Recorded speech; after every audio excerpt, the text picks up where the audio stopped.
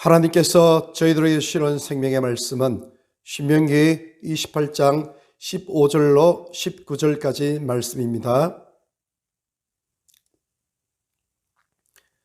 내가 내 하나님 여호와의 말씀을 순종하지 아니하여 내가 오늘 내게 명령하는 그의 모든 명령과 규례를 지켜 행하지 아니하면 이 모든 저주가 내게 임하며 내게 이를 것이니 내가 성읍에서도 저주를 받으며 들에서도 저주를 받을 것이요 또 내 강주리와 떡반죽 그릇이 저주를 받을 것이요 내 몸의 소생과 내 토지의 소산과 내 소와 양의 새끼가 저주를 받을 것이며 내가 들어와도 저주를 받고 나가도 저주를 받으리라.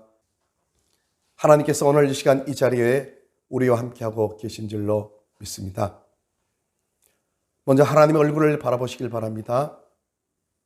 성부 하나님, 성자 예수님, 성령 하나님께서 우리와 함께하고 계십니다. 우리가 머물고 있는 이 지구를 하나님께서는 품고 계시고 지구 가운데 인천을 바라보고 계시고 그 가운데서 우리 예수 주 함께를 바라보고 계시고 우리 예수 주 함께 살아가는 귀한 믿음의 큰속들 식구들 한 분 한 분 하나님께서 아름다운 모습으로 우리 얼굴빛을 바라보고 계신 줄로 믿습니다. 주님의 눈빛과 얼굴을 바라보시면서 끝까지 하나님 앞에 최상의 아름다운 예배 경배를 올려드리는 우리가 되시길 바랍니다. 하나님께 나아가는 자는 그가 계신 것과 자기를 찾는 자에게 상 주시는 이심을 믿어야 할지니라 말씀하셨습니다. 주님께서 우리와 함께하고 계십니다. 주님은 우리의 예배를 기뻐하시고 우리의 마음을 흡족하게 받고 계십니다. 하나님은 우리에게 복을 주시기를 원하십니다. 하나님만큼 우리에게 복을 주시기를 원하시는 분은 이 세상에 존재하지 않습니다. 그래서 신명기 28장 1절부터 14절에 하나님께서 복을 주시되 얼마나 큰 복을 주시는지 들어가도 복을 주시고 나가도 복을 주시고 집에 들어가도 복을 주시고 나가도 복을 주시고 직장에 들어가도 복을 주시고 직장에 나가도 복을 주시고 교회에 들어와도 복을 주시고 교회에 나가도 복을 주시고 복덩이입니다. 하나님 보실 때 우리는 복덩이입니다. 복 안에 머물러 있어요.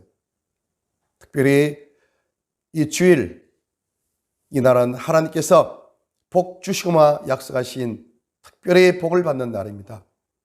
이 시간 우리가 하나님의 집에 머물러 있고 하나님의 말씀 예배 안에 들어있는 그 자체가 이미 복을 풍성하게 받고 있는 것이고 또한 복덩어리로서 복을 누리고 있는 그 시간이라는 것입니다.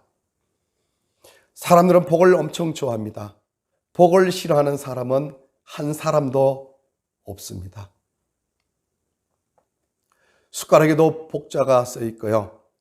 또한 그릇에도 있고 상에도 있고 옷에도 있고 우리가 쓰는 많은 일상적인 기구에 복자를 찾기는 굉장히 쉽습니다. 이 복은 우리나라 사람뿐만 아니라 전 세계 모든 사람들이 다 원하고 또 바라고 받기를 즐겨하는 것이 바로 이 복입니다. 이 복은 지난주에도 말씀드렸지만은 위로부터 오는 것이죠. 하나님께서 주셔야만 받는 것이 복이라는 것입니다. 그런데 사람들이 가장 듣기 싫어하는 단어가 있습니다. 사람들이 화를 내고 심지어는 전쟁이 일어날 수도 있는 그러한 단어가 있습니다. 복이라는 단어와 반대되는 단어 있죠. 신명기 28장 15절부터 계속해서 증거되어지는 말씀 끝절까지 저주라는 단어입니다. 이 저주라는 단어는 누구도 듣기를 싫어한다는 것입니다. 듣고 싶지가 않죠. 저주라는 그 단어 자체를 입에 담고 싶지도 않습니다. 실질적으로 목사님들 입에서 아니면 우리가 살아가는 우리의 삶의 현장에서 저주라는 단어를 거의 들어보기가 힘듭니다. 어쩌다가 정적을 없애고 싶을 때 옛날 사극이라든지 정사에서 보면은 실질적으로 어떤 사람들을 자기의 상대를 저주하는 그런 모습들을 볼 수가 있어요. 그런데 까닭없는 저주는 성경에 말씀 기록되어 있죠. 그 저주가 결국 자기에게 돌아간다. 그렇게 말씀이 되어 있습니다. 사람들은 그걸 아는 모양이래요. 본능적으로. 남을 자꾸 저주를 많이 하면 그 저주가 자기인데 돌아간다고 생각하는 사람들이 있는 것 같아요. 그래서 저주라는 단어를 입 밖에 잘 내지를 않습니다.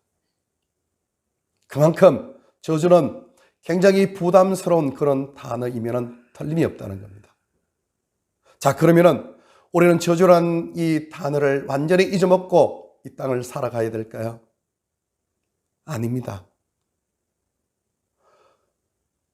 어떻게 우리가 이 세상을 살아가면은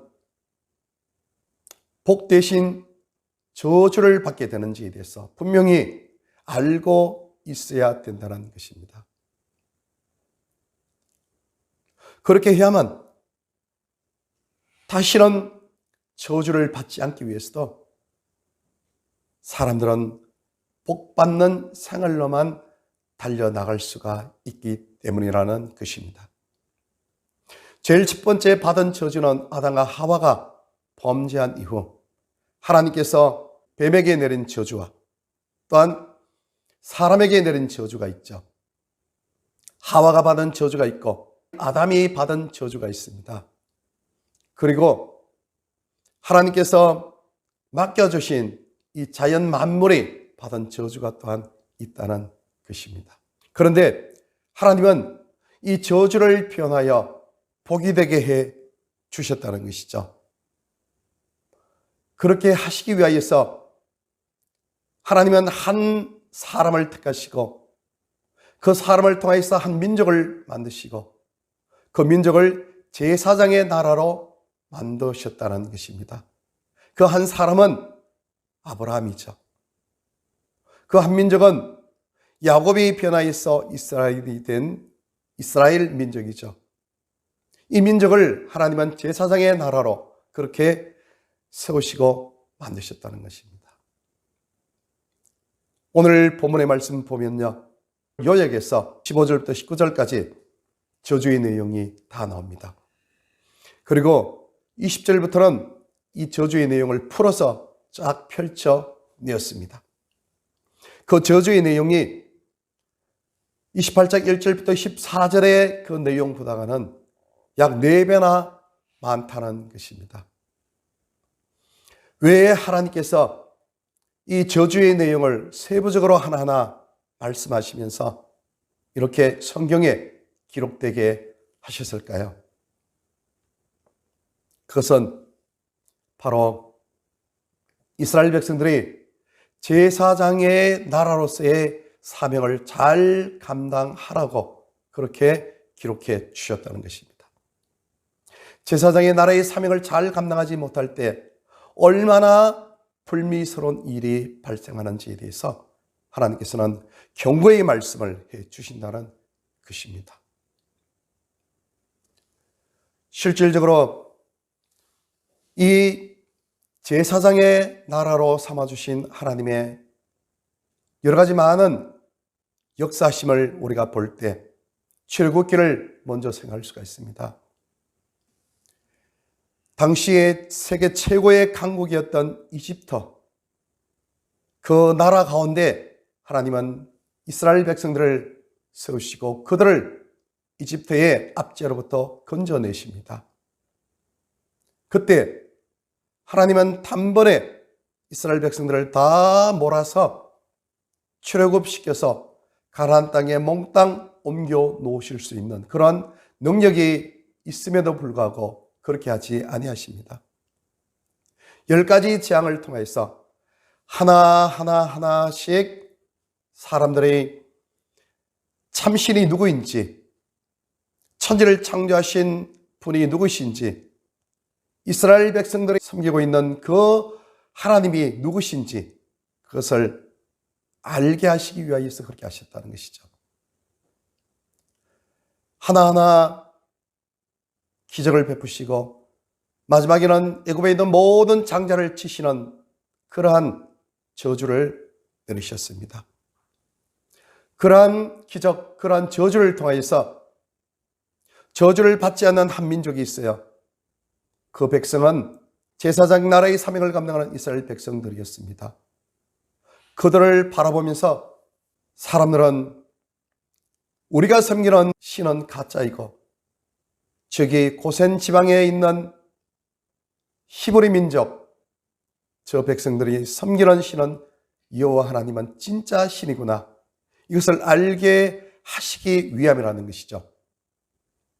그리고 40년 동안 광야를 지나면서 주변에 있는 많은 이방 나라들을 다 복속시키고 그들로 통하여서 이스라엘이 섬기는 하나님이 진짜 참 하나님이시구나, 이것을 알게 하시기 위하여서 하나님께서는 이스라엘 백성들을 제사장의 나라로 삼아 주셨다는 것입니다.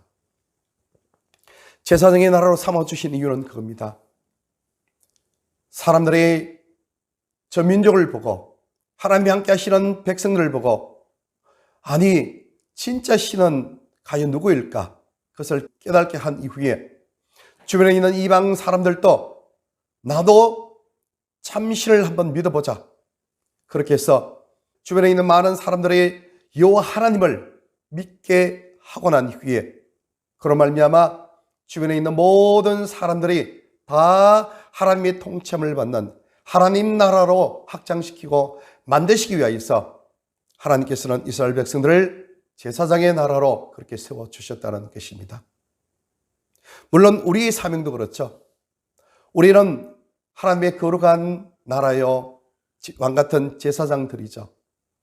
하나님께서 우리를 세워주신 것은 이스라엘 백성과 마찬가지로 우리의 삶의 현장에서 우리를 보고 믿지 않는 사람들이 나도 당신이 믿는 그 하나님을 믿어보겠습니다, 나도 당신이 믿는 그 예수님을 믿어보겠습니다, 이러한 마음으로 그들이 하나님의 다스림을 받는, 그로 말미암아 그들의 마음, 그들의 심령조차도 하나님 나라로 확장되어지는, 그것을 위하여서 하나님께서 우리를 제사장으로 삼으셨다는 그 사명을 우리는 기억하고 있어야 됩니다.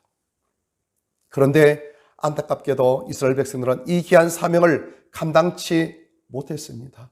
하나님의 거룩하심을, 하나님의 귀한 뜻을, 하나님의 아름다우신 선하심을 증가하지 못하고 주변의 나라가 짓는 죄를 동일하게 밥 먹듯이 먹고 마셨습니다. 그 결과 끔찍한 일이 벌어졌습니다. 하나님께서 모세를 통하여서 신명기를 통하여서 이미 신명기 28장의 전체를 통하여서 예언의 말씀을 해주셨던 이 말씀대로 그대로 사건이 이루어졌습니다.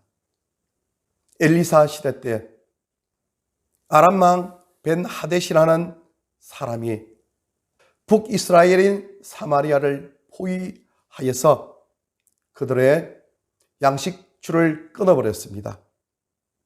그 안에 있는 사마리아의 사람들은 자연스럽게 오랜 시간이 지나자 먹을 것이 없습니다. 살기가 굉장히 공고해졌습니다. 이제는 너무나 힘이 들고 죽을 지경이 되자 그들은 이렇게 생각했습니다. 이렇게 죽을 수는 없지 않을까? 그러면 어떻게 해야 될까? 그러면은 한 가지죠. 성중에 있는 짐승도 다 잡아먹었어요. 먹을 양식도 다 먹었습니다. 먹을 것이 없어요. 어찌합니까? 그래, 굶어 죽을 수는 없지 않느냐? 오늘은 내 아들을 내어놓을 거니까 내일은 너희 아들을 내어놔라. 삶아 먹자. 그러자. 그렇게 해서 실질적으로 자녀를 삶아 먹었습니다. 이튿날 되어서 자기 아들을 내어놓으려니까 아깝기도 하고 불쌍하기도 하고 말도 안 되니까 자기 아들을 내어놓지 않았습니다. 그러니까 자기 아들 첫날 주고 삶아 먹었던 그 사람들이 들고 일어나서 자기 아들을 내어놓지 않으려고 하는 사람들과 싸움이 벌어졌습니다. 성중에는 그러한 소동으로 왁작직을 했습니다. 그뿐입니까? 시간이 조금 흘렸습니다. 또한 남유다가 이제 바벨론에 의해서 예루살렘이 포위되고 난 이후에 거기에서 동일한 일이 또 일어났습니다. 거기서도 자기 자식을 삶아 먹었습니다. 예레미야에 가서는 그것을 분명히 기록하고 있습니다. 하나님의 말씀대로 순종하지 않고 하나님 말씀대로 하나님 뜻을 받들고 살지 않을 때 신명기 28장을 통해서 하나님께서 저주하신 저주의 내용이 이스라엘 백성들에게 그대로 다 일어났던 모습을 역사를 통해서 우리는 기억할 수가 있다는 것입니다. 왜 이렇게 끔찍한 일이 벌어졌겠습니까? 그것은 다른 것이 아니고 이스라엘 백성들이 여호와 하나님을 잊어버렸기 때문입니다. 성도가 악을 행하는 것은 하나님을 잊어버렸기 때문에 악을 행하는 것입니다. 20절을 보면요, 모세는 하나님께서 이스라엘 백성에게 저주와 견책을 내리사 또 망하며 속히 파멸하신 이유가 뭐냐, 거기에 대해서 악을 행하여 하나님을 잊었기 때문이다, 이렇게 말씀하고 있습니다. 하나님을 잊었기 때문에 악을 행한다는 것입니다. 하나님을 잊으면요, 사람들은요, 악을 행합니다. 하나님이 보고 계시고 하나님이 이 시간 나와 함께 계신다고 우리가 믿고 있는데 우리가 어찌 악을 행할 수가 있겠습니까? 요셉이 하나님을 잊지 않았습니다. 보디발 아내가 유혹할 때 내가 어찌 하나님 앞에 덕지하겠습니까? 그러면서 하나님을 기억하고 있으니까 죄를 짓지 않았습니다. 저희가 먹인 대로 배부르며 배부름으로 마음이 교만하며 이로 인하여 나를 잊었느니라. 그러므로 내가 저희에게 사자 같고 길가에서 기다리는 표범 같으리라. 이렇게 호세아서에서 말씀하고 있습니다. 하나님을 잊어버리면 사람들은요, 악을 행하게 된다는 것입니다. 악을 행한 그 자체가 이미 하나님을 잊고 있다는 증거가 되고 있다는 것입니다. 저희가 미구의 그 행사를 잊어버리며 그 가르침을 기다리지 아니하고 광야에서 욕심을 크게 바라며 사막에서 하나님을 시험하였도다. 이렇게 시편 106편에서 또한 말씀하고 있습니다.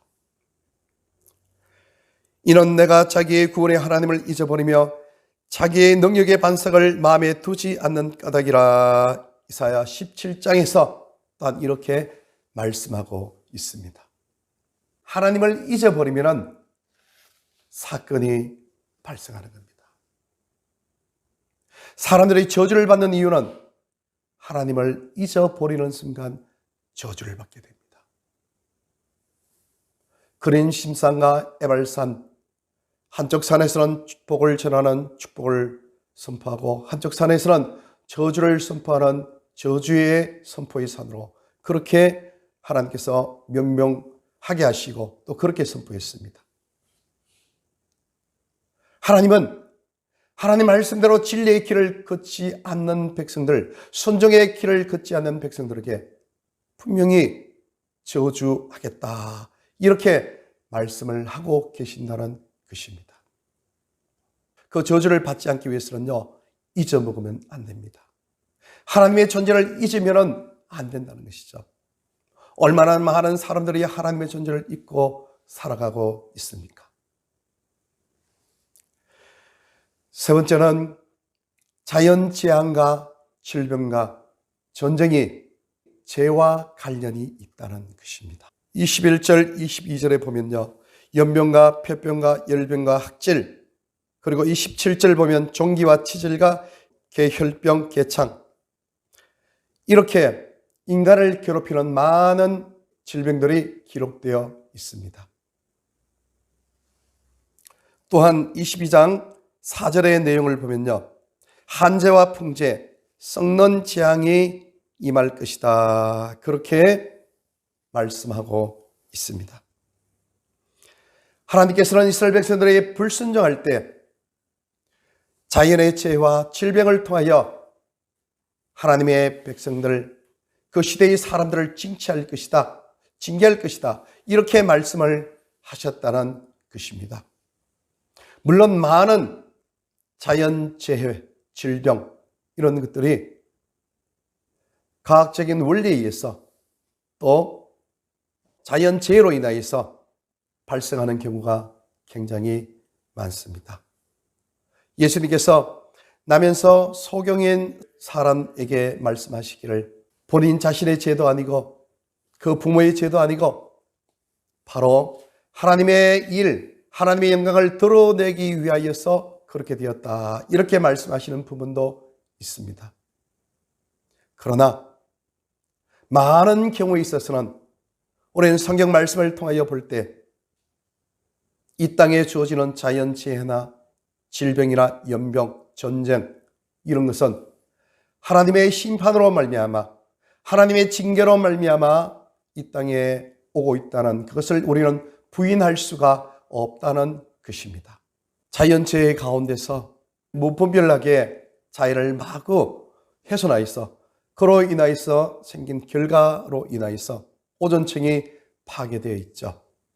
그로 말미암아 또한 이산화탄소가 또 많이 발생하고, 그래야 온실 효과로 말미암아 엘니뇨 현상이 일어나기도 하고, 북극과 남극에 있는 얼음들이 또한 녹고 있습니다.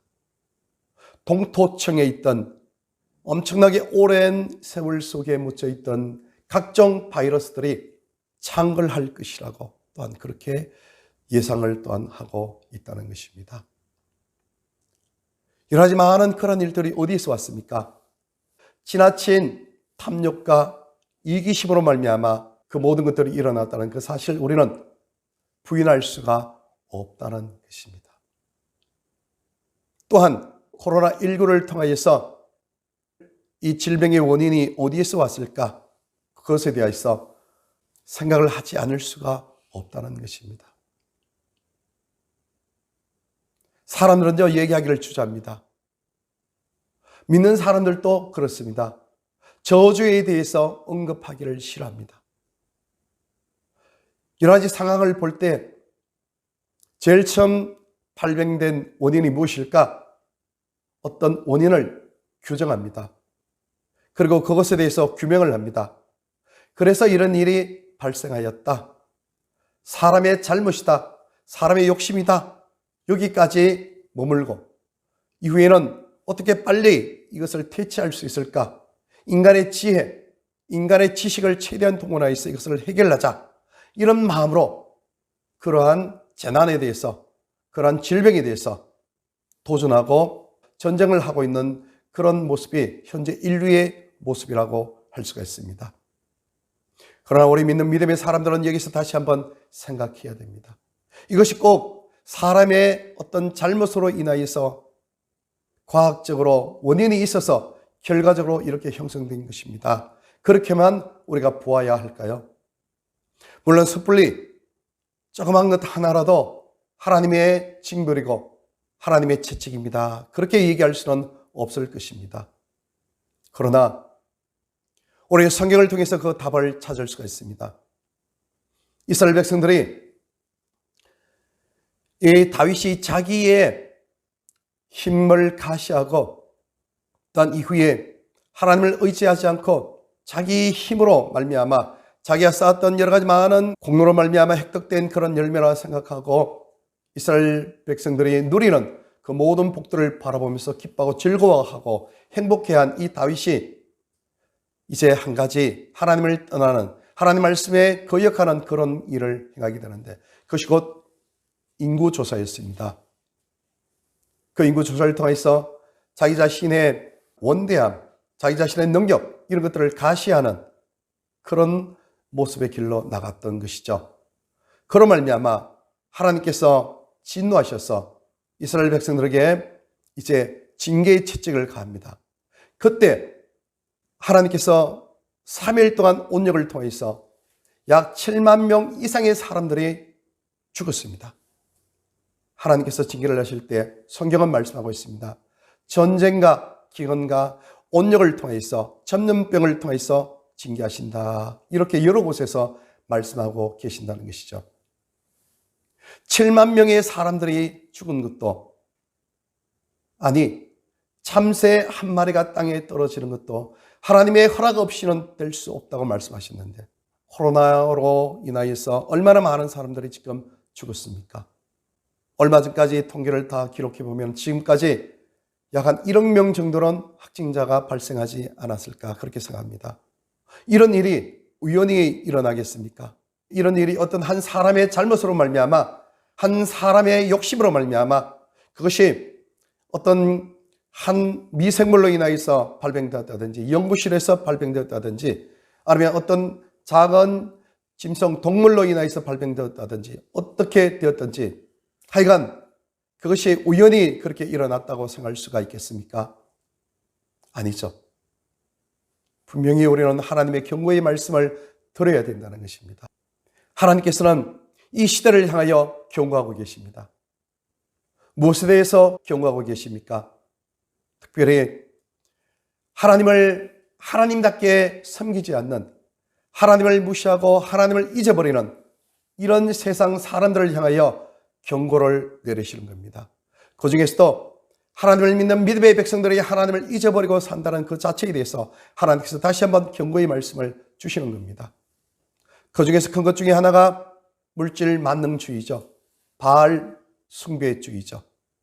또한 동성애를 찬성하는 수많은 법들이죠. 세상에 많은 사람들이 성경을 정식으로 도전합니다. 하나님 말씀을 정식으로 무시해버립니다. 심지어 하나님을 섬긴다고 하는 교회에서조차, 성당에서조차, 하나님을 섬긴다는 그런 기독교 교회조차 여러 모양으로 하나님을 대적하는 모습을 많이 볼 수가 있다는 것입니다. 이런 법을 합법화하고 또한 찬성합니다. 얼마나 이상한 일이 벌어지고 있습니까? 성이 남녀 두 성만 있는 것이 아니고 3개 정도 있는 중성이 아니고 성이 40개 정도가 되는 겁니다. 어떻게 성이 40개 정도가 될 수가 있겠습니까? 정식으로 하나님께 도전하는 인간의 바벨탑이죠. 이것은 하나님께서 용서하지 아니하십니다. 경고의 말씀을 주시는 겁니다. 경고로 말미암아 지금 현재 이러한 전 세계적인 고통이 지속되고 있습니다. 세상 사람들은 무엇이라 말하더라도 우리 믿는 믿음의 사람들은요, 이러한 현상을 하나님의 경고로 받아들여야 됩니다. 하나님께서는 경고로 이렇게 우리에게 말씀하고 있습니다. 너희들이 진심으로 하나님을 순종하고 하나님을 따라 하나님 앞에 나가지 않으면 그러면 너희들은 반드시 이렇게 저주를 받을 것이다. 그 민족 백성들이 저주를 받을 뿐만 아니라 각 개인도 반드시 저주를 받을 것이다. 이렇게 말씀을 하고 있다는 겁니다. 예수님께서도 말씀하셨습니다. 지옥의 형벌에 대해서 아니 사랑이신 하나님께서 어떻게 지옥을 만드실 수가 있겠습니까? 이렇게 얘기하는 사람들이 상당수가 있습니다. 그래서 어떤 사람들은요, 만인 구원설을 주장합니다. 결국에서는 모든 사람들이 다 구원을 받을 수 있을 것이다. 여덕에 있는 사람들도 가톨릭에서는 다 시간이 지나면 천국으로 다 올라갈 수 있겠다. 그런 얘기를 하는 거죠. 어떤 사람들은요, 영혼 멸절설을 주장합니다. 황당하죠. 분명히 성경은 예수님은 영원히 슬피 울며 이를 갈미 있으리라 그렇게 말씀했는데 영혼 멸절설을 주장합니다. 영혼 멸절설이 뭡니까? 사랑의 하나님이 지옥을 통하여서 고통을 당하는 사람들을 보고 거기에서 하나님은 즐거워하시면서 그냥 계시는 그런 분이 아니셔.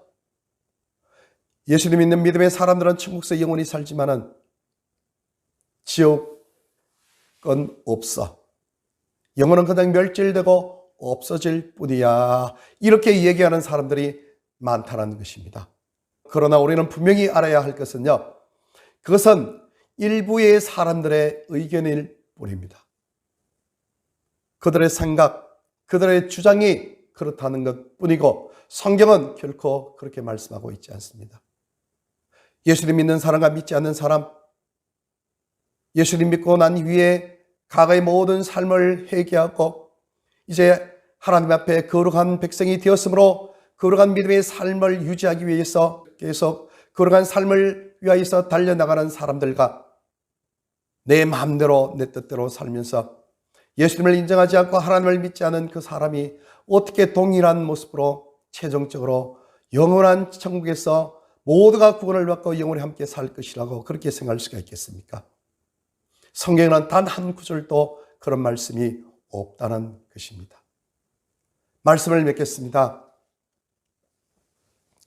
오늘 신명기 28장 15절부터 굉장히 많은 분량의 내용을 통해서 저주에 대해서 말씀하고 있습니다. 이 저주의 말씀을 사람들은 잘 읽기를 싫어하고 듣기를 싫어합니다. 자기와는 전혀 상관이 없다고 그렇게 생각하기 때문에 그렇다는 것이죠. 그러나 성경은 분명히 이러한 저주가 있을 것이다. 이 저주의 내용을 기록해 두신 이유가 바로 그것이라는 것이죠. 이 저주의 내용을 읽음으로 말미암아 누가 저주를 받고 싶어하는 사람이 한 사람이라도 있겠습니까? 그러므로 내가 이런 저주를 받아서는 결코 안 되지. 그러한 생각은 다시 반대로 말하면 신명기 28장 1절부터 14절의 복의 내용, 복을 받는 삶을 살아야 되겠다. 이런 마음을 갖지 않겠습니까? 오늘 본문의 말씀은 바로 그것을 위하여서 기록해 두셨다는 것입니다. 매가 있다는 그 사실을 우리는 기억하고 무서워하면서 더 순종의 자리로 나가야 된다는 것이죠.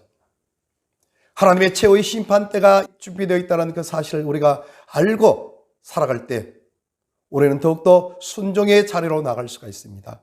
그렇게 순종의 자리로 나갈 때 하나님께서는 예비하신 신명기 28장 1절부터 14절의 복을 풍성히 받는 우리가 될 수 있도록 하나님은 기뻐하시고 우리에게 복을 부어 주신다는 것입니다. 결론적으로 우리 모두는 이 저주의 내용들을 마음속에 하나의 경고로 새기고 하나님 앞에 축복을 받는 믿음의 길이 무엇인지를 다시 한번 생각하면서 순종의 길을 걸어가는, 하나님의 뜻을 받들고 진리의 길을 걸어가는 우리 모두가 되시기를 바랍니다.